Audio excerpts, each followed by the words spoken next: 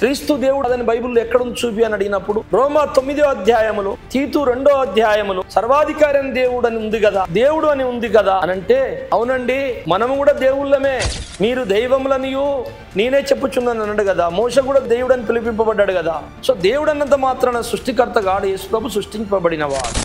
లేదండి నిర్గమకాండలో నా నామము ఆయనకున్నది అని అన్నాడు కదా. అవునండి ఆయన నామం పరిశుద్ధుడు పరిశుద్ధుడు పరిశుద్ధుడు, మరి మనకు కూడా పరిశుద్ధుడు అనే పెట్టాడు కదా. పరిశుద్ధుడు అన్నంత మాత్రం నా సృష్టికర్తలు అవుతారా అని ఈజీగా కొట్టేస్తారు. ఎబ్రీ పత్రికలో దూతలందరూ ఆయన యేసుకు సాగిలపడి నమస్కారం చేస్తారు కదా, మరి ఆయన సృష్టికర్త కదా, దేవుడే కదా అని అంటే, సంఘము కూడా దైవములు లాగా పరలోకం వెళ్ళినప్పుడు మరి ఇతరులోక దేవదూతలందరూ వచ్చి నమస్కారం చేస్తారు, పొగుడుతారని కూడా ఉంది కదా అంటారు. ఏదో రకంగా తప్పియాలి. ఆయన కుడిపార్శ్వం మంది కూర్చున్నాడు కదా అంటే మనను కూడా పునరుద్ధానం మంది లేచి ఆయన దగ్గర ఆయన పక్కన కూర్చుంటాం అంటారు. ఇన్ని రకాలుగా దాడి చేసుకుంటూ ప్రతి లేఖనాన్ని కొట్టేస్తున్నారు.